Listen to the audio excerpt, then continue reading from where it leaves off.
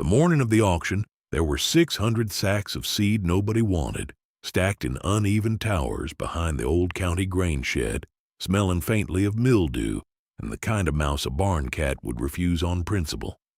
The light came in slanted and gray, the way November light does in that corner of the state, and the men gathered at the loading dock had their hands in their pockets and their opinions ready.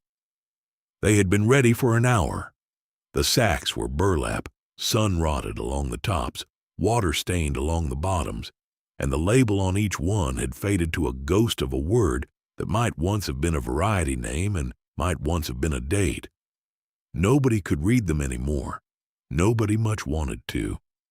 The auctioneer, a thin man named Whitley who had been calling sales in that county for 31 years, looked at the lot the way a man looks at a chore he has been putting off, and announced an opening bid of $50 for the whole pile. Take it away, haul it yourself, and good luck.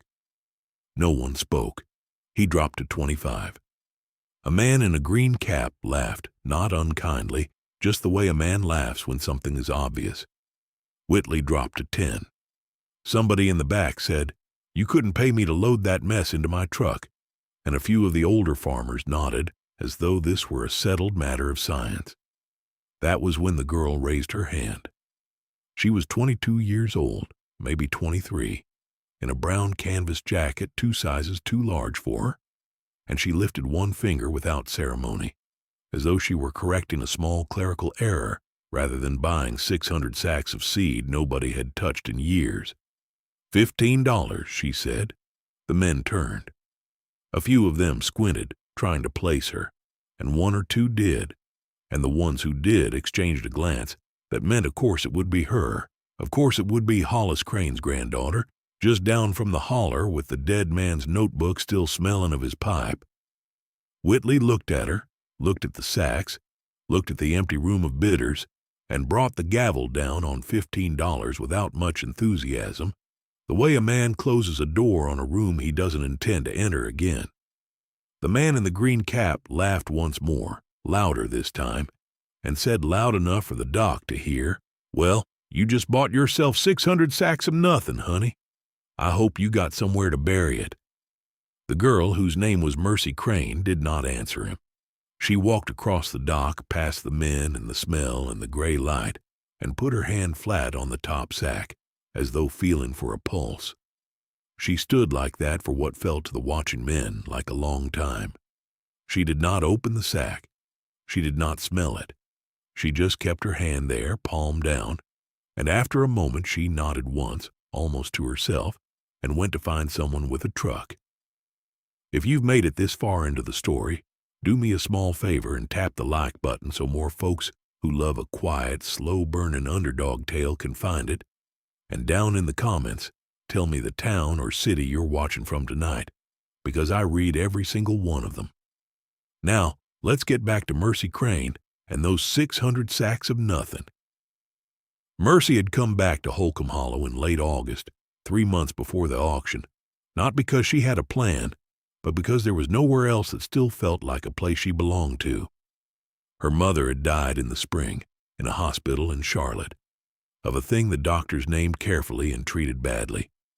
And after the funeral, Mercy had sat in her rented studio apartment for 2 weeks, looking at a wall, and then packed a duffel bag and a milk crate of books, and driven the 11 hours north and west to the farm her grandfather had left her 4 years before, the farm she had not seen since she was 17. The road to the place climbed and turned and climbed again, past the gas station with the hand-painted ice sign, past the Baptist church that had been white once and was gray now, past the long sloping pasture where the Whitfield boys used to run their tobacco before tobacco quit on everybody, and finally up the rutted gravel drive to the farmhouse with the tin roof and the porch sagging like a tired shoulder. Her grandfather Hollis had been dead 4 years by then. He had left her the house, the 18 acres, the leaning barn, the spring, the smokehouse he had built in 1962, and a tin box of paper she had not yet opened. The land had been sitting through 4 growing seasons untended, which in that country meant the chickweed and the briars had taken back what they could, and the field her grandfather had once farmed in long, careful rows was now a tangled brown rectangle of last year's weeds bent over by snow. The neighbors had assumed the place would be sold. Several had quietly inquired. A man named Burl Tomlin, who owned 300 acres on the ridge above, and who considered himself the unspoken mayor of that valley, had driven up twice in the first year to leave a card and a number and a hint, and had been politely answered by the lawyer in town that the property was not for sale at this time. Mercy had not known about either visit. She knew only that the porch creaked the same way it had when she was 8, and that the kitchen still smelled very faintly of her grandfather's pipe tobacco and the lye soap her grandmother had made until the year she died. She set her duffel bag on the kitchen table and sat down in his chair and cried for 10 minutes without making any noise, the way she had been taught to cry. And then she got up and put the kettle on and started, in the smallest possible way, to live there. Her great-aunt Verna lived a mile down the road in a single-wide trailer, with a vegetable garden that produced more than 3 families could eat, and a wood stove she fed herself with a maul she swung better at 79 than most men did at 40. Verna was Hollis's older sister, the last of that generation, and she had been the one to call Mercy after the funeral and say, plainly and without embroidery, "The house is yours, the land is yours. You do what you want with it, but I'd rather you came home than not." Verna wore a man's flannel shirt and dungarees and rubber boots without self-consciousness, because she had earned the right, and she spoke about 4 sentences a day on average, and 3 of them were usually about the weather. When Mercy walked down the road that first evening and knocked on Verna's door, Verna opened it, looked at her once, said, "Supper's on," and went back inside. They ate cornbread and pinto beans and a slice of tomato each from the garden, and Verna did not ask why Mercy had come or how long she would stay or what she planned to do, because Verna did not believe in asking questions whose answers would arrive in their own time anyway. After supper, when Mercy was washing the 2 plates in the sink, Verna said from the table, "Your granddaddy left a tin box in the bedroom closet, top shelf, behind the quilts." Mercy turned. "He told me before he died," Verna said, "that you were to have it when you came home, not before. He was particular about that." Mercy asked, "What's in it?" Verna shrugged the smallest possible shrug. "Paper," she said. He was a man who wrote things down.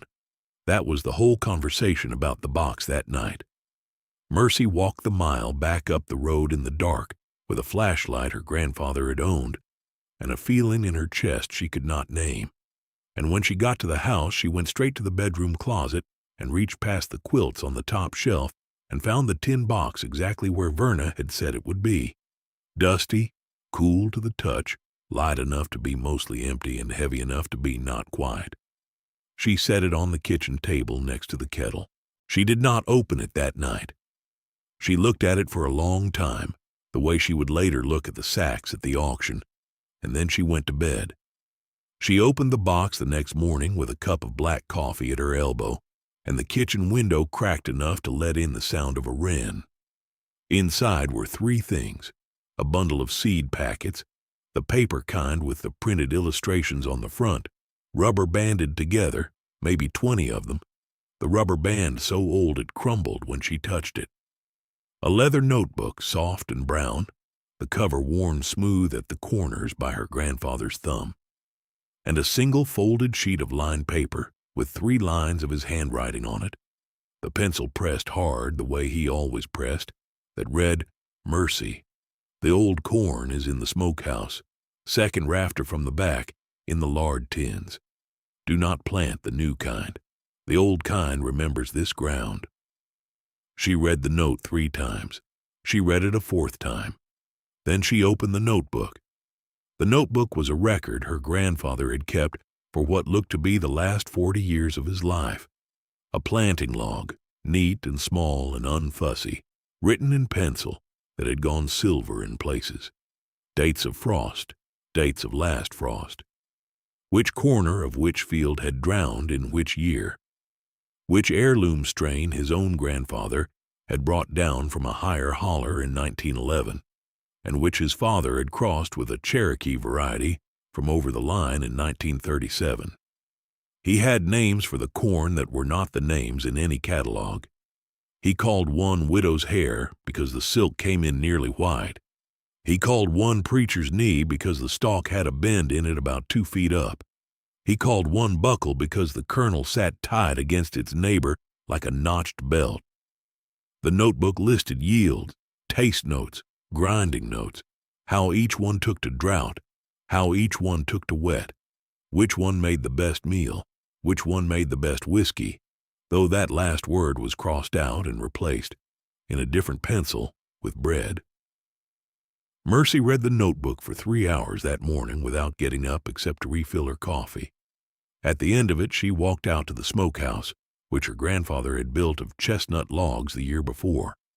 The blight finished the chestnuts, and she went to the second rafter from the back, and there, wedged up between the rafter and the roof boards, were 4 lard tins sealed with wax, and inside the lard tins, dry and whole and patient, were the seeds of varieties of corn that the Agricultural Extension Office in that county would have told her, politely, no longer existed. She did not plant them that fall. It was the wrong season, and she knew it, and besides, she did not yet know what she was doing, and her grandfather's notebook said in 2 different places that a person who plants in a hurry plants for the crows. So instead, she spent September and October walking the field. She walked it in the mornings when the dew was still on the weeds, and in the evenings when the light went long and gold across the ridge. And she pulled the worst of the briars by hand because she could not afford a brush hog and would not have used one anyway, since the notebook also said that fire and steel both took something out of the ground that the ground did not give back quickly. She borrowed Verna's mattock, and she learned, slowly, and with several blisters, how to swing it. She found under the years of weeds the old furrows still faintly visible, running north to south down the long slope, the way her grandfather had laid them out when Eisenhower was president. She walked into town once a week for flour and coffee and matches, and the men at the feed store watched her come in and watched her leave and said very little to her face and a great deal behind her back. Burl Tomlin made a point of being there on Saturdays. He was a big man with a soft handshake and hard eyes, and he had a habit of standing near the door so he could greet and assess everyone who came in. The first Saturday Mercy walked in, he said, "You must be Hollis's girl." And she said, "Granddaughter?" And he said, "Same difference up here," and laughed in a way that suggested it was not the same difference at all. The second Saturday he said, "You thinking about working that field?" And she said, "Thinking about it." And he said, "That ground's tired, honey. Your granddaddy wore it out. You'd do better to lease it to me for hay and let me put something into it for you." And she said, "I'll let you know how it goes." The third Saturday he did not greet her, which she took as progress. By the fourth Saturday word had spread that the Crane girl was up there with a mattock and a notebook talking to the dirt, and the laughter at the feed store had warmed up to a steady low simmer that she could hear from the parking lot if she stood still long enough. She did not stand still long enough often. She had work to do. The auction in November happened almost by accident. She had driven into the county seat to pay her property taxes, which her grandfather had paid 2 years ahead before he died, and which she now had to begin paying herself.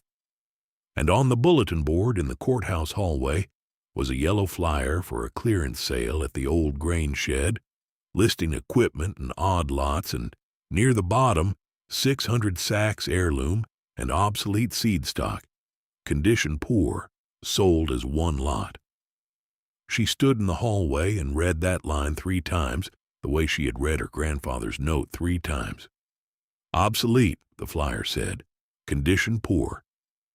She wrote down the date in the margin of her checkbook and drove home, and that night, by lamplight at the kitchen table, she went through her grandfather's notebook page by page and made a list in her own hand of every variety name he had recorded, every cross, every regional strain he had traded for at swap meets in the 1970s and 1980s, every name she could find. The list ran to 43 names. She had no way of knowing whether any of those names were in those 600 sacks. She had no way of knowing whether anything in those sacks would germinate at all. But the flyer said the sale was the lot of a man named Edgar Pomeroy, who had run a small seed cleaning operation out of his barn for 50 years and who had died in the spring at 91. And Mercy remembered dimly her grandfather mentioning Edgar Pomeroy more than once, always with the particular respect he reserved for men who took their work seriously enough that other men thought they took it too seriously. So she went to the auction with $15 in cash folded into her jacket pocket and a borrowed truck from Verna, and she came home with 600 sacks of seed nobody wanted and the laughter of every man on that loading dock following her down the road like a second engine. It took her and Verna and a quiet 17-year-old neighbor boy named Caleb 3 days to move the sacks from the truck to the dry side of the barn. They worked in the mornings before it got cold and in the afternoons until the light went, and they did not talk much because there was not much to say. Caleb was the son of a woman who cleaned at the school and a man who had left, and he had been hanging around Verna's woodpile since he was 12 because Verna paid him in food and silence, which were the two things he most needed. He did not ask Mercy what she was going to do with 600 sacks of moldy seed. He simply carried them. On the third evening, when the last sack was stacked and the barn smelled of burlap and old grain and the particular sweet must of seed that has waited a long time to be useful, Verna walked the rows of sacks slowly, touching some, ignoring others, and stopped at one that had a faint pencil mark on the side, a single letter W, almost rubbed off. She bent down, untied the twine at the top, reached in with her thin hand, and pulled out a fistful of kernels. They were small and pale gold, with a faint silvery cast at the tip, like a hair gone white before its time. Verna held them in her open palm under the bare bulb of the barn and looked at them for a long moment. "Widow's hair," she said. Mercy felt the back of her neck go cool. "You know it," she said. Verna closed her hand around the kernels. "My mother grew it," she said. "Your great-grandmother, Hollis, grew it after her. I haven't seen a seed of it in 30 years. She opened her hand again and looked at the kernels as though they were the faces of people she had known and lost. Then she said, without looking up, "Those are the ones." Mercy did not answer right away. She did not need to. She stood in the barn next to her great-aunt and looked at the 600 sacks the way a person looks at a library in a language they are only beginning to learn to read. And she understood, in the slow way she understood most things, that she had not bought nothing for $15. She had bought back 100 years. Winter came hard that year, the way it sometimes does in those hollers, with a January that stayed below freezing for 19 straight days, and a February that brought ice instead of snow and pulled down the power lines twice. Mercy spent the winter in the barn and at the kitchen table. In the barn she sorted. She emptied every sack onto a clean tarp, one at a time, and went through the seed by hand, picking out the dead and the rotted and the wormed, and saving what was sound into clean glass jars she bought at the thrift store in town for $1 apiece. She labeled each jar with a strip of masking tape and a pencil, copying whatever faint mark had been on the original sack, and, when there was no mark, giving it a number and a note about the size and color and shape of the kernel. She cross-referenced each one against her grandfather's notebook. Some of them matched, some of them did not, and those she set aside in a separate row and called, in her own private shorthand, the orphans. She'd lost, by her count, about a third of the seed to rot and pest. She kept the other 2/3. By the end of February, she had 411 jars on shelves Caleb had built her out of scrap pine, arranged by color and by suspected variety, and the barn that had smelled of must in November smelled now of dry corn and cedar, and the cold, clean smell of patience. At the kitchen table, In the evenings, she read. She read her grandfather's notebook again, slower this time, taking notes of her own in a notebook she had bought for $2 at the drugstore. She read a county agricultural history a woman at the library had pulled down for her from a high shelf and dusted off with a sleeve. She read, by lamplight when the power was out and by bulb when it was on, every line her grandfather had written about which strain liked the bottom of the field and which liked the top, which one wanted to be planted near beans, and which one would not tolerate squash within 20 feet, which one made the meal that her great-grandmother had used for the Christmas bread, and which one her grandfather had refused to grind at all because, he had written, "It is too good a corn to powder. It wants to be eaten whole." Burl Tomlin came up the drive once in January, in his big crew cab truck with the chains on, ostensibly to check on her after the ice storm, actually to see what she was doing in the barn with the light on at all hours. She met him on the porch with a cup of coffee she did not offer to share, and they stood there in the cold for a polite 3 minutes while he asked after the roof and the pipes and the propane, and she answered in short sentences that gave him nothing to work with. Before he left, he gestured with his chin toward the barn and said, "Heard you bought up old Pomeroy's leftovers." Mercy said, "I did." Burl smiled the way a man smiles when he is about to give advice he considers a favor. "Honey," he said, "that seed sat in his barn through 12 summers and 4 floods. Nothing in there is going to come up. You're going to put it in the ground, and you're going to stand out there in June looking at bare dirt and wondering what you did wrong, and I'm telling you now so you don't have to wonder later. Plant something a person can sell, or lease the field. My offer stands."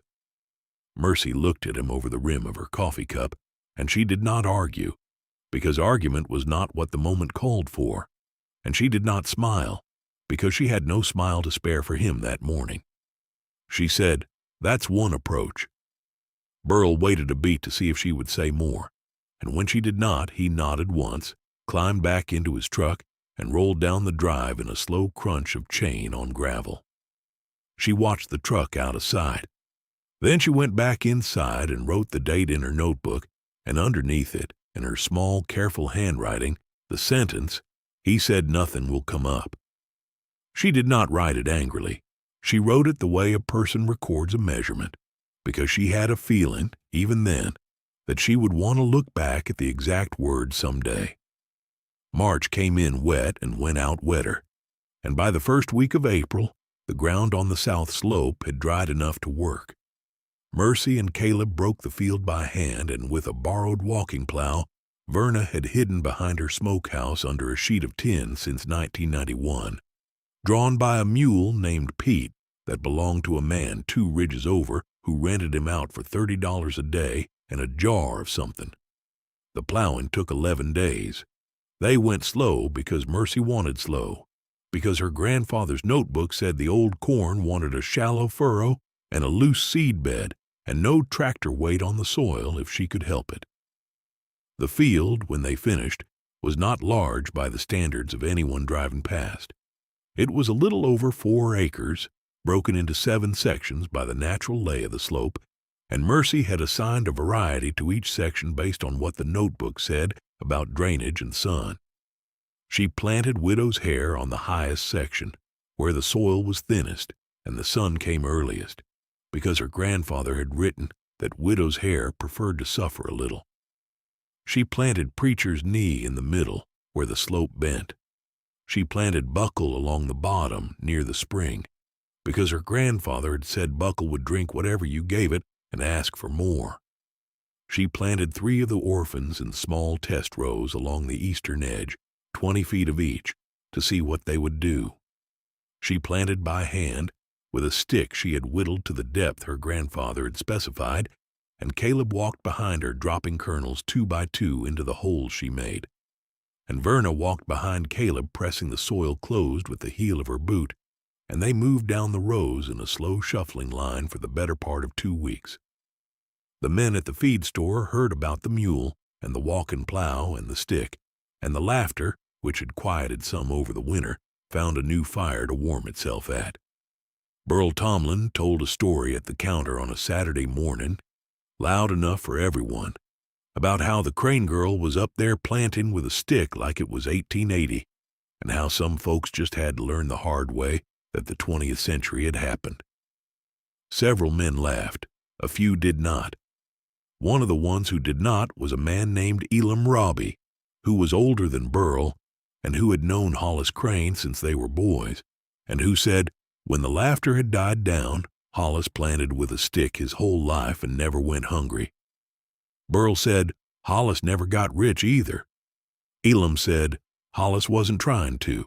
The conversation moved on after that, but Elam drove past the Crane place on his way home that afternoon, slower than he needed to, and looked up the slope at the small dark rose that had appeared in the brown field, and he said something quietly to himself that nobody heard. By May, the corn was up.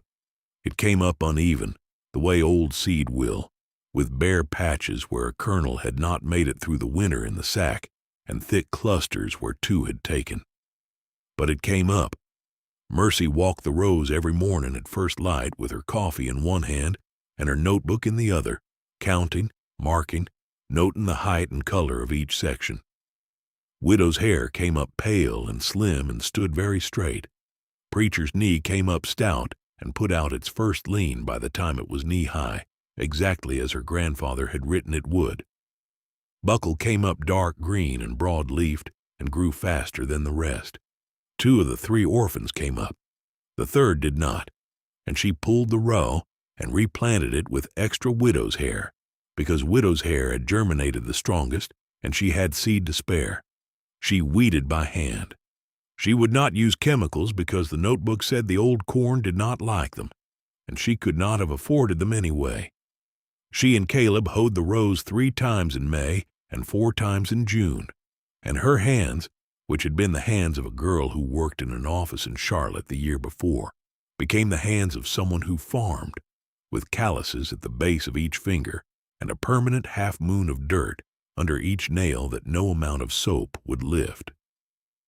Verna came up most mornings to walk the rows with her and say nothing. Once, in the middle of June, when the corn was waist-high and the silk had not yet started, Verna stopped at the top of the widow's hair section and stood there for a long time looking down the slope at the field, and she said, "Your granddaddy would have liked to see this." Mercy did not answer because there was no answer that would not have made the moment smaller. They stood there together for another minute and then walked back down to the house and had coffee. July brought the drought. It did not rain a meaningful drop from the 2nd of July to the 18th of August, and the heat sat in the holler like a hand pressed flat against the ground. The pastures up and down the valley went brown. The corn in Burl Tomlin's big bottom field, the modern hybrid that he had planted in tidy rows with a tractor and a planter and a confidence that was almost a religion, began to curl its leaves in the 2nd week of July and to tassel short and pale by the end of the month. He irrigated what he could from the creek, but the creek dropped too, and by the 1st of August he was hauling water in a tank on a flatbed, and the men at the feed store stopped laughing about anything because nobody had the moisture in them to laugh. The county extension agent drove the back roads with a clipboard and a face that did not encourage questions. Up on the Crane place, Mercy's corn did not curl. It did not pale. It tasseled on schedule, the silk coming in cream on the preacher's knee and nearly white on the widow's hair, and the stalks stood the way her grandfather had said they would stand, which was the way a thing stands when it has been bred for 100 years by people who lived on the same ground it grew in. Mercy did not understand the science of it. She understood only what the notebook told her, which was that the old corn had roots that went deeper than the new corn because the old corn had never been taught it could expect water from a pipe. The roots on her grandfather's strains, the notebook said, would chase moisture down 4 and 5 feet in a dry year, and the leaves had a waxier coat than the modern hybrids, and the kernels would set even on short ears in a hard summer because the plants had been selected generation by generation by people who could not afford a failed crop. She read the relevant pages twice during the drought, by lamplight, and then she went out at dawn and looked at her field and saw that the notebook was telling the truth. People started driving past. They did it quietly at first, the way country people do anything they do not want to be caught doing, slowing on the road below the field and looking up the slope and then driving on without stopping. Elam Roby was the first to actually stop.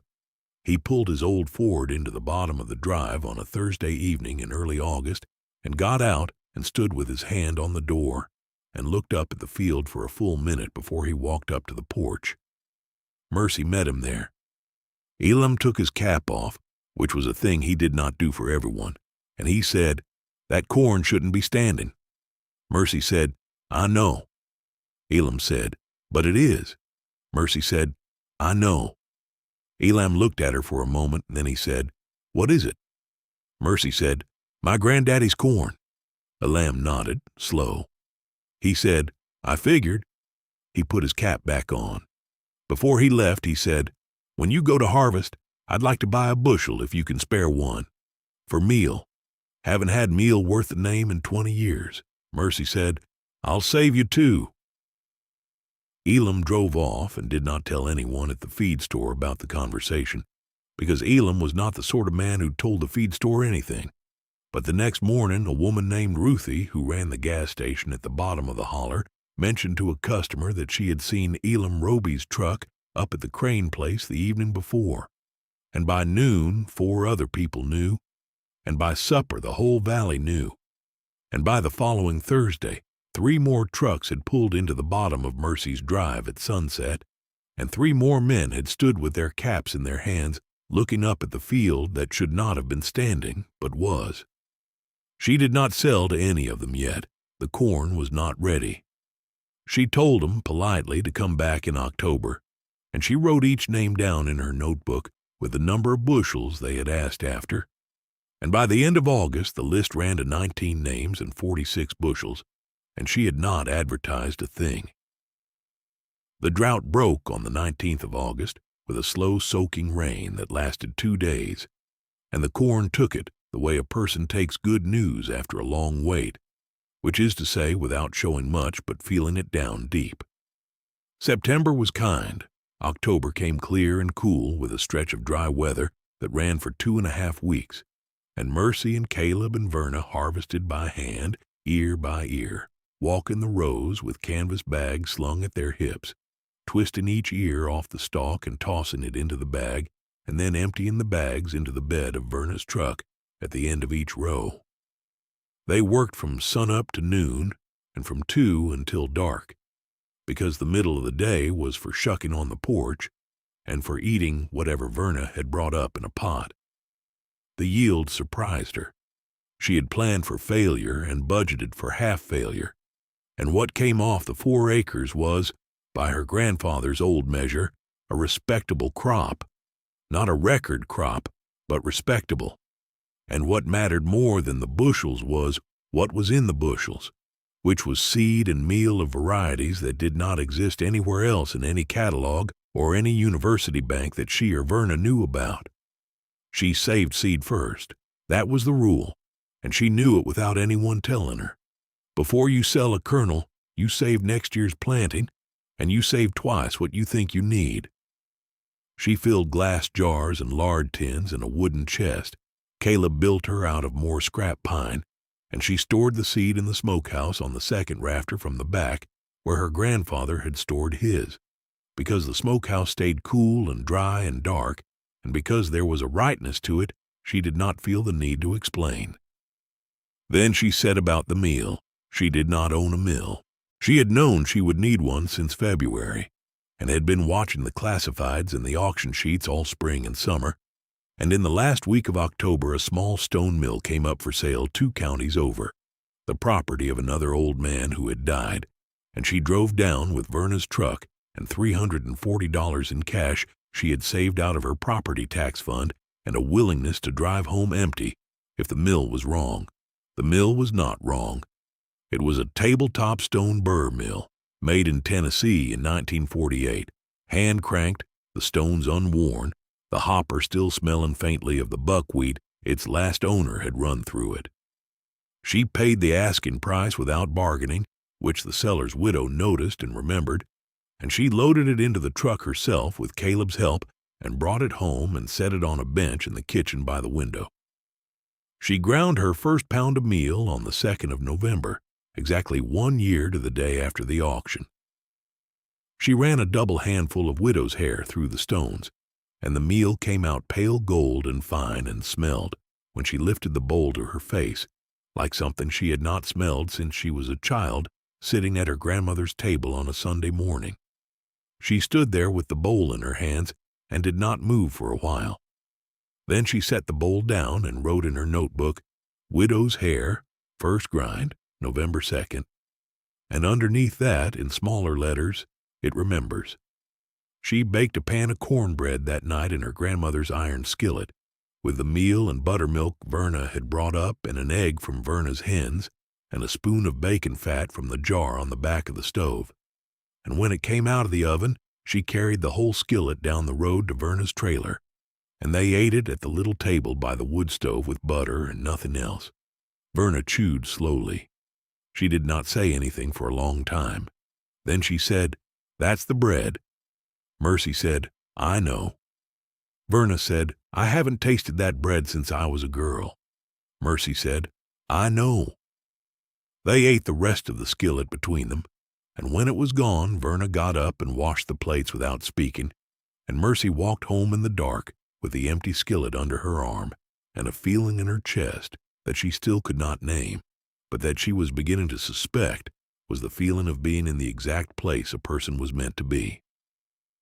The next morning she filled 19 paper sacks with meal, 4 pounds each, and she wrote the variety name on the side of each sack in pencil, and she loaded them into Verna's truck, and she drove the route of the 19 names on her list, one by one, up and down the valley and across the ridges, and she sold each sack for $6, which was 3 times what cornmeal cost at the grocery and a third of what it was worth.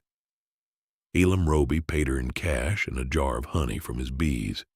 The last man on the list, a retired school teacher named Hollis Pratt, who shared her grandfather's first name and had been at his funeral, paid her in cash and asked if she would be willing to bring him a sack every month through the winter. She said she would. He said, "My wife will weep when she tastes this." She did the next morning, when he brought it to the kitchen still in the paper sack, and he stood in the doorway watching her, and remembered, he told Mercy later, the kitchen of his own grandmother in 1951. Word moved the way word moves in a country valley, which is not the way it moves anywhere else. It did not travel on the internet, because most of the people who mattered to its travel did not use the internet for anything more than checking the weather. It traveled on the phone lines between sisters, and on the bench outside the post office, and at the counter of Ruthie's gas station, and across the pews after church on Sunday mornings. And by the 2nd week of November, Mercy had a list of 41 names, and by the end of November she had 63. And she had to tell people gently that she would have meal again in the spring, but that the fall's grinding was spoken for. She kept her prices the same.